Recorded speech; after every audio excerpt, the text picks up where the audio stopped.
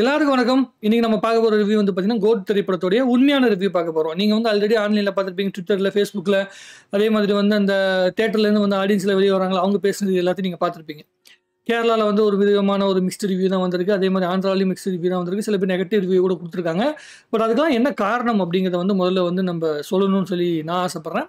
மொத்தமா பேசும்போது, படத்துல இருக்கிற எல்லா விஷயங்களையுமே வந்து கதையெல்லாம் ஒட்டுமொத்தமா ரிவீல் பண்ணி அதெல்லாம் வந்து பண்ற அளவுக்குலாம் வந்து பயங்கரமான கதையெல்லாம் ஒண்ணும் கிடையாது. ரொம்ப சிம்பிளான கதை தான். பட் ஆனா வெங்கட் பிரபு அவர்கள் இதற்கு முன்னாடி பண்ண படத்தை விட இந்த திரைப்படம் நல்லா பண்ணியிருக்காரு. மாநாடு படத்துக்கு பிறகு கஸ்டடி அப்படிங்கிற ஒரு படம் பண்ணா, அந்த படம் மிகப்பெரிய வெற்றி அடையாம போயிருச்சு. ரொம்ப பெரிய நெகட்டிவான ரிவ்யூலாம் வந்துச்சு. அதுக்கப்புறம் வெங்கட் பிரபுவே அவ்வளோதான், இதுக்கப்புறம் கிடையாது அப்படிங்கிற மாதிரிலாம் சொல்லிட்டு இருந்த நேரத்துல, விஜய் அவர்கள் மூலமா அவருக்கு கிடைச்ச ஒரு வாய்ப்பை அவர் ஓரளவுக்கு தன்னால் எந்த அளவுக்கு முடியுமோ அந்த அளவுக்கு வந்து பார்த்தீங்கன்னா ஜஸ்டிஃபிகேஷன் கொடுக்க முயற்சி பண்ணியிருக்கிறார். ஃபர்ஸ்ட் ஹாஃபை பொறுத்த வரைக்கும் பல பேர் என்ன சொல்லிப்பாங்கன்னா, ஃபர்ஸ்ட் ஹாஃப் வந்து ரொம்ப ஆவரேஜான ஃபர்ஸ்ட் ஹாஃப் அப்படின்னு சொன்னாங்க. ஏன்னா படம் ஆரம்பிக்கும் போது அப்படி தான் ஆரம்பிக்குது.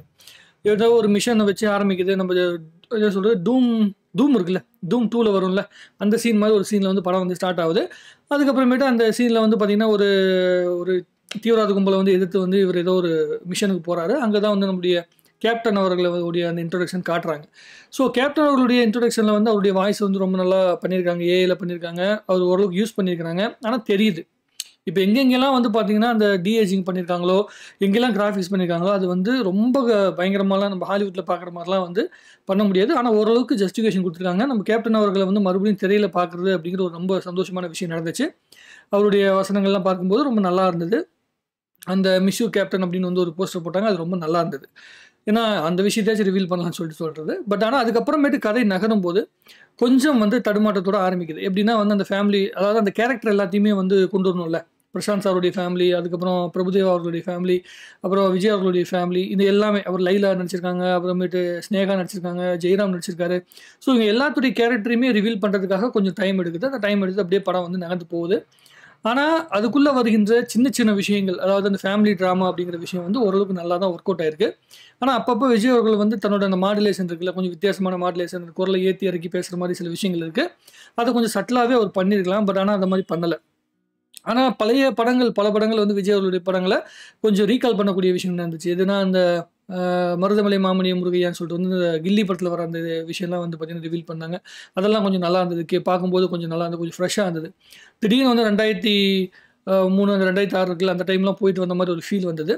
ரொம்ப சந்தோஷமாக இருந்துச்சு. பட் ஆனால் கதைக்குள்ளே போகும்போது, அதுக்குள்ளே நடக்கிற சூழ்நிலைகள்லாம் பார்க்கும்போது அப்படியே கதை நகருது. அதுக்கப்புறமேட்டு அந்த என்ன சொல்கிறதுனா, ஒரு ஒரு ட்ராஜடியான ஒரு சம்பவம் நடக்குது. சம்பவம் நடந்த பிறகு வந்து தன்னுடைய மகனை வந்து பார்த்தீங்கன்னா என்ன ஆறாரு. அதுக்கப்புறமேட்டு இந்த மகன் வந்து எப்போ மகனும் அப்பாவும் எப்போ மீட் பண்ணுறாங்க இப்படிங்கிற மாதிரி ஒரு சீக்வன்ஸ்லாம் வருது. ஃபஸ்ட்டு வந்து அந்த டிஏஜிங்கில் வந்து விஜய் அவர்களை காட்டுறாங்கல்ல, அந்த வயசு கம்மியான விஜயை வந்து காட்டுறாங்கல்ல. இந்த படத்தைப்படி பார்த்தீங்கன்னா, தளபதி, இளைய தளபதி. இளைய தளபதிங்கிறது வந்து யங்கான விஜய். தளபதி அப்படிங்கிறது வந்து நம்மளுடைய வயசான விஜய். அதாவது சின்ன வயசுலேருந்து ஒரு 16 வருஷம் கழிச்சு நடக்கிற கதையை தான் எடுத்துருக்குறாங்க. ஸோ அந்த வயசு கம்மியான விஜயை முதல்ல காட்டும்போது, அந்த கெட்டப் தான் இங்கே மிகப்பெரிய ஒரு என்ன சொல்கிறதுனா, படம் பார்க்கும்போது எல்லாமே நல்லா இருக்கு. அந்த விஜய்க்கான அந்த டயலாக்ஸ் எழுதப்பட்டிருக்க விதமா இருக்கட்டும், அந்த விஜய்க்கான வில்லனிசம் எழுதப்பட்டது. அதாவது சின்ன விஜய்க்கான வில்லனிசம் எழுதப்பட்டது. இது எல்லாமே ரொம்ப நல்லா எழுதப்பட்டிருக்குது. பட் ஆனால் அந்த அவருடைய லுக் இருக்குல்ல, அந்த லுக்கு வந்து அந்த யங்கா காட்டணும் அப்படிங்கிறதுக்காக அந்த குறுந்தாடி வச்சுக்கிட்டு ஃபேஸ் வந்து ரொம்ப மொழு மொழுன்னு காட்டி பண்ணியிருக்கிறாங்க.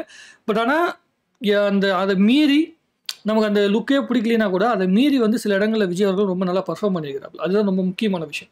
விஜய் அவருடைய பர்ஃபார்மன்ஸை பற்றி ரொம்ப டீட்டெயிலாக நம்ம மறுபடியும் பேசலாம். இது வீடியோலேயே பேசலாம். தயவு செஞ்சு முழுசாக பார்த்தீங்கன்னா தான் உங்களுக்கு தெரியும். இந்த படம் பார்க்க போகும்போது என்ன மனநிலையில் போய் நீங்கள் பார்க்கணும் அப்படிங்கிறத நான் சொல்ல வரேன். ஸோ படம் வந்து பார்த்தீங்கன்னா அப்படி நகருது. அதற்கு பிறகு நான் உள்ளே வந்து இந்த இன்டர்வல் வரும்போது, இந்த இன்டர்வல் சீனில் வந்து ஒரு பீக் பாயிண்டில் வந்து படத்தை போய் நிறுத்துறாங்க. ஒரு நல்ல இடத்துல போய் நிறுத்துறாங்க. அது ரொம்ப நல்லா எடுக்கப்பட்டிருக்குது. அந்த மெட்ரோவில் ஒரு ஃபைட் வருது. அந்த ஃபைட்டில் நல்லா எடுக்கப்பட்டிருக்குது. அந்த பீக் மூமெண்ட் நல்லா தான் இருக்குது. விஜய் அவர்கள் அதுக்கு ஜஸ்டிஃபிகேஷன் கொடுத்துருக்காரு. வெங்கட் பிரபுவும் வந்து ஃபர்ஸ்ட் ஹாஃப் முடிக்கும்போது ஓரளவுக்கு நல்ல ஜஸ்டிஃபிகேஷன் தான் கொடுத்துருக்காரு.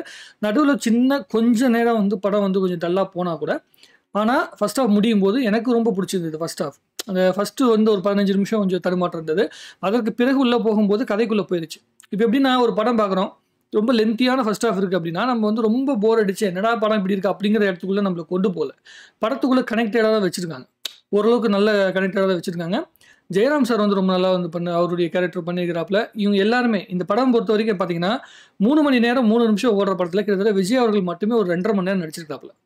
விஜய் அவர்கள் மட்டும்தான் இந்த படத்தை ஒட்டுமொத்தமா தூக்கி தாங்க வேண்டிய கட்டாயத்துக்கு தள்ளப்பட்டிருக்காரு. ஏன்னா இந்த படத்துடைய கதை முழுக்க வந்து இந்த 2 விஜய்க்குள்ள தான் நடக்குது. யாரு? நம்மளுடைய வயதான விஜய் காந்தி. அதுக்கப்புறம் அவருடைய பையன் வந்து அவர் பையனுடைய பேரு டக்குன்னு மைண்ட்ல வர மாட்டேங்குது. சஞ்சய்ன்னு ஒரு கேரக்டர், அதுக்கப்புறம் இன்னொரு கேரக்டர் வந்து ஜீவன் அப்படிங்கிற கேரக்டர். ஸோ அந்த கேரக்டர் வந்து பார்த்தீங்கன்னா 2 ஒன்று தான், பேர் அப்புறம் மாறிடும். ஸோ அந்த கேரக்டருக்கு இடைப்பட்ட அந்த வித்தியாசத்தை ரொம்ப அற்புதமாக வந்து விஜய் அவர்கள் வந்து காட்டியிருக்காரு. செகண்ட் ஹாஃப் ஆரம்பிக்கும் போது என்ன சொன்னாங்கன்னா, என் ஃப்ரெண்ட்ஸ்லாம் பார்த்துட்டு வந்து சில பேர் சொன்னாங்க செகண்ட் ஹாஃப் எனக்கு வந்து ஒர்க் அவுட் ஆகல அப்படின்னு சில பேர் சொல்லியிருந்தாங்க. ஆடியன்ஸ் பல பேர் வந்து செகண்ட் ஹாஃப் ரொம்ப நார்மலாக இருக்குது அப்படின்னாங்க. நான் ட்விட்டரில் பார்க்கும்போது ரிவ்யூ அப்படி சொல்லியிருந்தாங்க. ஸோ அது என்ன இருக்குது அப்படின்னு சொல்லி வந்து செகண்ட் ஹாஃபில் பார்க்கும்போது என்னன்னா, கதைக்குள்ளே வருகின்ற எல்லா விஷயங்களையுமே ரொம்ப நல்லா பண்ணியிருக்காங்க செகண்ட் ஹாஃபில். ஆனால் 2 பாட்டு வந்து மிஸ்பிளேஸ் பண்ணப்பட்டிருக்குது. இந்த ஸ்பார்க்குன்னு ஒரு பாட்டு, அந்த பாட்டு படத்தில் கண்டிப்பாக படத்துக்குள்ளே தேவையே இல்லை. ஆனால் செகண்ட் ஹாஃப் ஒட்டுமொத்த செகண்ட் ஹாஃப்லையுமே வந்து பாட்டே இல்லாமல் இருக்குது அப்படிங்கிறனால அந்த 2 பாட்டை வந்து ஃபில் பண்ணுறதுக்காக இந்த ஸ்பார்க் பாட்டை வந்து வலிய புகுத்திருக்கிறாங்க. அதுக்கப்புறம் அந்த மட்ட சாங்கில் ரொம்ப அற்புதமாக வந்து பார்த்தீங்கன்னா டான்ஸ்லாம் இருக்குது. த்ரிஷா தான் ஆடுறாங்கன்னு நிறைய பேர் சொல்லிட்டாங்க. ரொம்ப அற்புதமாக ஆடி இருக்கிறாங்க. நம்மளுடைய கில்லியோட ரெஃபரன்ஸ்லாம் உள்ளே வருது. அதெல்லாம் பார்க்க ரசிக்கும்படி இருக்குது. கண்டிப்பாக அந்த மட்ட பாட்டு நல்லா இருக்குது. ஆனால் அந்த பாட்டுமே வந்து என்னை பொறுத்த வரைக்கும் படத்துக்கு நடுவில் தேவையில்லை. ஆனால் அந்த 2 பாட்டுமே இல்லைன்னா படத்தில் பாட்டே கிடையாது செகண்ட் ஹாஃபில். ஸோ அதனால் ஆடியன்ஸ் வந்து ரொம்ப டல்லாகிடக்கூடாது, பாட்டே இல்லாமல் வந்து டல்லாகிடக்கூடாது அப்படிங்கிறதுக்காக புகுத்தப்பட்டது தான் இந்த 2 பாட்டு. அது 2 பாட்டில் மட்ட சாங்கை கூட நம்ம ஓரளவுக்கு வந்து ஏற்றுக்கலாம். பட் ஆனால் வந்து இந்த ஸ்பார்க் பாட்டு தேவையே இல்லை. டக்குன்னு அந்த கதையோட ஓட்டத்தை அப்படி நிறுத்திடுச்சு. கதையை வந்து போயிட்டு இருக்குது ஒரு ரூட்டில், டக்குன்னு அப்படியே நின்றுச்சு. அதுக்கப்புறம் கதை நகர்ந்து போயிட்டே இருக்குது. அதுக்கப்புறமேட்டு பிரசாந்த் கேரக்டர்னு ஒரு லீடு வருது. அப்புறமேட்டு பிரபுதேவா கேரக்டருக்கு லீடு வருது. நம்மளுடைய ஜெயராம் கேரக்டர் அது வந்து இன்ட்ரோலோட முடிஞ்சு போயிடுது. அதற்கு பிறகு வந்து பார்த்தீங்கன்னா அந்த வில்லன் கேரக்டர் இருக்குல்ல, இந்த வில்லன் விஜய், அந்த யங் விஜய்க்கான ஒரு விஷயங்கள் வந்து படத்தில் நடக்குது. ஒரு இன்ட்ராகேஷன் சீன் வருது. அப்புறம் ஹீரோயின் இருக்காங்கல்ல, நம்ம இந்த மீனாட்சி இருக்காங்கல்ல, அவங்க கூட வர அந்த சீக்வன்ஸு இதெல்லாம் ரொம்ப அற்புதமாக வந்து பார்த்தீங்கன்னா அவர் பண்ணியிருக்கிறாப்புல. விஜய் அவர்கள் வந்து தன் லைஃப்பில் ரொம்ப நாளைக்கு பிறகு அவருடைய வில்லன் கேரக்டரை அந்த டிஏஜிங்கில் வர அந்த லுக்கு நல்லா இல்லைன்னா கூட அதையும் தாண்டி வந்து அவர் பயங்கரமாக பர்ஃபார்ம் பண்ண முயற்சி பண்ணியிருக்காரு. அதில் ஓரளவுக்கு வெற்றியும் அடைஞ்சிருக்கிறாரு. அது வந்து ரொம்ப ஆச்சரியமான விஷயமாக இருந்துச்சு. இன்னொரு முக்கியமான விஷயம் என்னென்னா, 2 விஜய் கேரக்டர் நடித்தாலுமே அந்த 2 விஜய் கேரக்டருக்கு இடைப்பட்ட அந்த வித்தியாசத்தை விஜய் உணர வச்சிருக்காரு.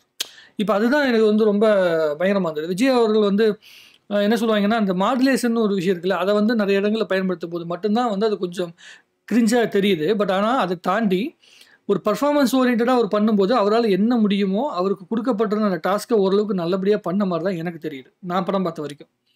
இதில் என்ன இன்னொரு விஷயம் வந்துன்னா, பாடல்கள் வந்து மிகப்பெரிய வந்து வெற்றி அடையாமல் போனது எப்படின்னா, அனிருத்தோடைய பாட்டு மூலமாக லியோ படமாக இருக்கட்டும், இல்லை வந்து மாஸ்டர் படமாக இருக்கட்டும், பாட்டு மிகப்பெரிய ஹிட் ஆச்சு. ஸோ அந்த மாதிரியான ஒரு வைபை வந்து பார்த்தீங்கன்னா யுவன் சங்கர் ராஜா வந்து பாடல்களில் கொடுக்காம இருந்தது ஒரு மிகப்பெரிய வருத்தமான விஷயம். ஆனால் ஃபஸ்ட்டு பாட்டு ஓகே, விசில் போட்டு பாட்டு ஓரளவுக்கு ஓகே அப்படிங்கிற மாதிரி இருந்தது, நல்லா தான் இருந்தது. அப்புறம் அந்த மெலடி சாங் எனக்கு ரொம்ப பிடிச்சிருந்தது, அதுவும் ரொம்ப அழகாக வந்து எடுக்கப்பட்டிருந்தது. எல்லா இடத்துலையுமே அந்த டிஏஜிங் லுக்கு மட்டும்தான் அங்கே கொஞ்சம் டிசப்பாயின்மெண்ட் பண்ணுது. இப்போ கொடுத்துருக்க அந்த டிஏஜிங் லுக்கை விட இன்னும் அந்த நாளை தீர்ப்போட லுக்கை கொண்டு வந்து காட்டணும்னு சொல்லி முயற்சி பண்ணியிருக்காங்க. அது ரொம்ப மோசமாக இருக்குது. அந்த டிஏஜிங் லுக் வந்து உட்காரவே இல்லை. அதில் வந்து விஜய் அவர்கள் பேசுகிறாரு, பட் ஆனால் வாயை அசையலை. என்ன பண்ணியிருக்காங்கன்னா, அந்த யங் லுக் இருக்குல்ல, இப்போ நம்ம படத்தில் பார்த்துட்ருக்கோம்ல, இந்த தளபதி சொல்லி வந்து ஒரு போஸ்டர்லாம் வந்துச்சுல, அந்த லுக்கு வந்து பார்த்தீங்கன்னா நல்லா ஒர்க் அவுட் பண்ணியிருக்காங்க. ஃபாரினில் கொடுத்து பண்ணியிருக்காங்க போல இருக்குது. ஆனால் அந்த நடுவில் அந்த நாளை தீர்ப்போட லுக்கை வந்து காட்டணும்னு சொல்லி வந்து யாரும் முடிவு பண்ணாங்க அப்படிங்கிறது எனக்கு தெரியல.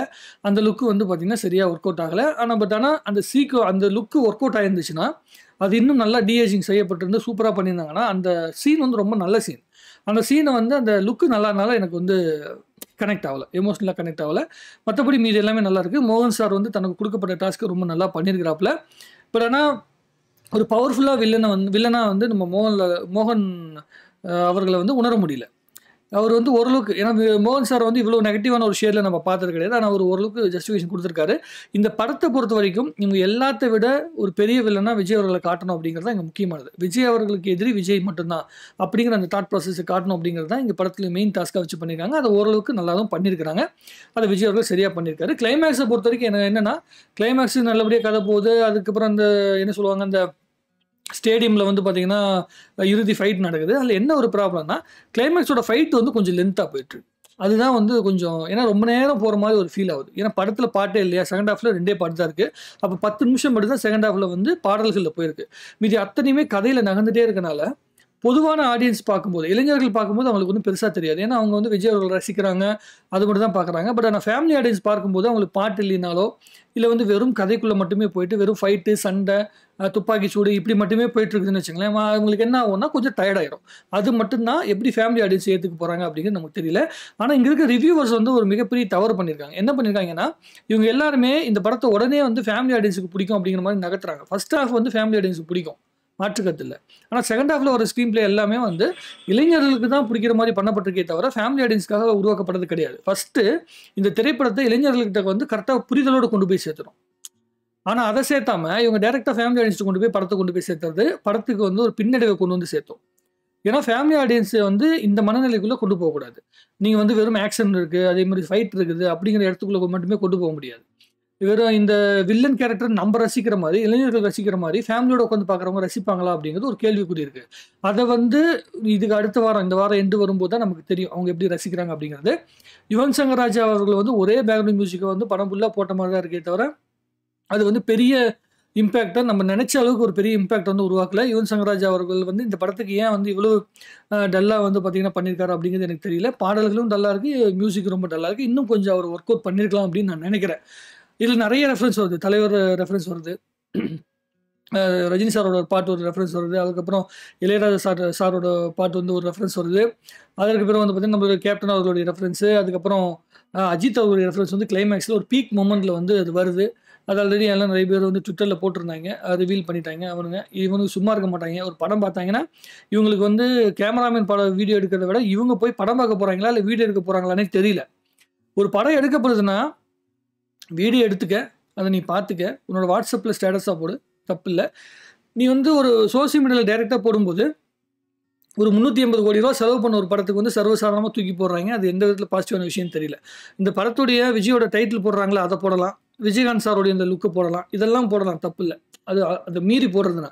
ஆனா படத்துடைய கிளைமாக்ஸோட சீக்வென்ஸ் எடுத்து போடுறது, இதெல்லாம் எந்த விதத்தில சரியான விஷயம்னு எனக்கு தெரியல. அது வந்து உங்களோட பாயிண்ட் ஆஃப் வியூக்கு நான் விட்டுறேன். அதுக்கப்புறம் வந்து நம்முடைய சிவகார்த்திகேயன் அவர்களுடைய இது இருக்கு. கேமியோ வந்து கிளைமாக்ஸ் இருக்குது. அவருக்கு ஒரு சின்ன போர்ஷன் குடுத்தாலும், அவர் வந்து பார்த்தீங்கன்னா, ரொம்ப நல்லா பண்ணிட்டு போயிருக்கிறாரு. ஆக இந்த படத்துல ஒவ்வொருத்தவங்களுக்கும் குடுக்கப்பட்ட வேலைகள் வந்து ரொம்ப ரொம்ப கம்மியான வேலைகள் தான் குடுக்கப்பட்டிருக்கு. விஜய் அவர்களுக்கு மட்டும் தான் ரொம்ப அதிகமான வேலை குடுக்கப்பட்டிருக்கு. அத வந்து அவர் எந்த அளவுக்கு மெனக்கெட்டு பண்ண முடியுமோ அந்த அளவுக்கு பண்ணியிருக்காரு.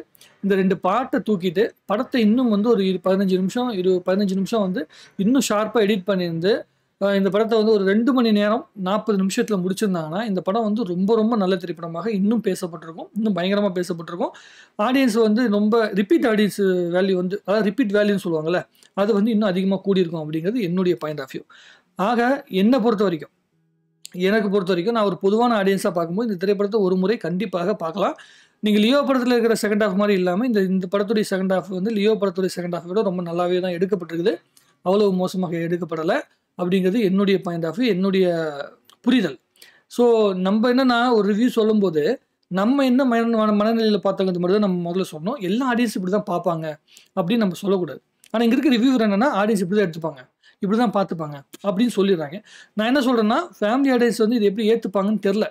பட் ஆனா அந்த ஃபேமிலி ஆடியன்ஸ் ரசிக்கக்கூடிய சீக்வென்ஸ் இதுல இருக்கு. ஒரு ஹாஸ்பிட்டல்ல வந்து பார்த்தீங்கன்னா, விஜய் அவர்களுக்கும், ஸ்நேகா அவர்களுக்கும் இடைப்பட்ட அந்த சென்டிமெண்ட் சீன்லாம் ரொம்ப நல்லா வந்து பண்ணியிருக்காரு. விஜய் அவர்கள் ரொம்ப என்ன சொல்றது, அந்த அழுது நடிக்கிற சீன்லாம் ரொம்ப அற்புதமா வந்து நடிச்சிருக்கிறாப்புல. எனக்கு ரொம்ப பிடிச்சிருந்தது. ஏன்னா, லியோ படத்துல வந்து லியோ படமா இருக்கட்டும், அதுக்கு முன்னாடி வந்த படங்கள்லாம் அவர் வந்து ரொம்ப சட்டிலா, ரொம்ப லெத்தாஜிக்கா நடிச்ச மாரி தோணுச்சு. ஆனா, இந்த திரைப்படத்துல கொஞ்சம் ரொம்ப மெனக்கெட்டு நடிச்ச மாதிரி ஒரு ஃபீல் வந்து எனக்கு தெரியுது. அவர் வந்து இன்னும் 2 படம் தான், இந்த படத்த தாண்டி இன்னும் ஒரு படம் தான் நடிக்க போறாரு அப்படின்னு சொல்லிட்டு இருக்கனால, எவ்வளவு மெனக்கெட முடியுமோ அந்த அளவுக்கு மெனக்கெட்டு பண்ணியிருக்கிறாரு.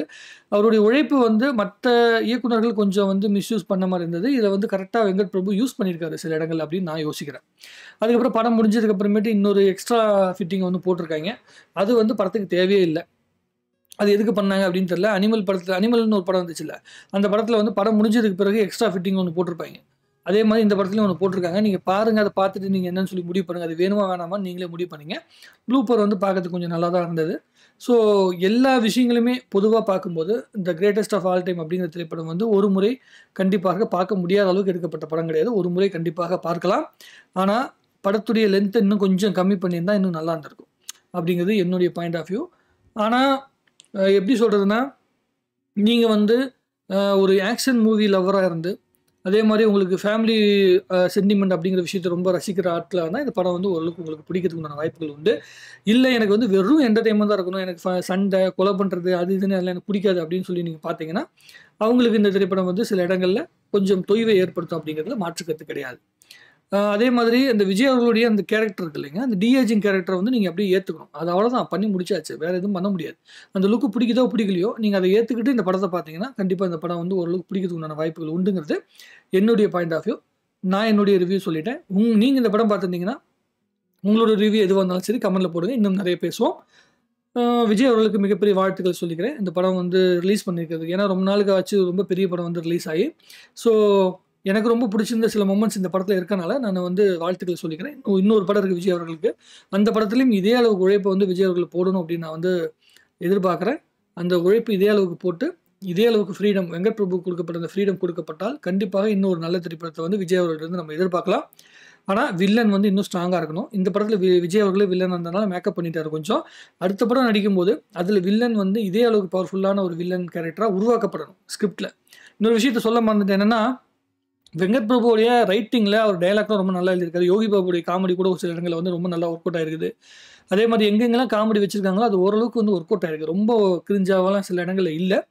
விஜய் அவர்களுடைய மாடுலேஷன் மட்டும் தான் கொஞ்சம் கிரிஞ்சா சில இடங்கள் இருந்துச்சே தவிர மற்றபடி ஓரலாக பார்க்கும்போது எல்லாமே மொத்தமாக பார்க்கும்போது நல்லா தான் இருக்குது என்னை பொறுத்த வரைக்கும்.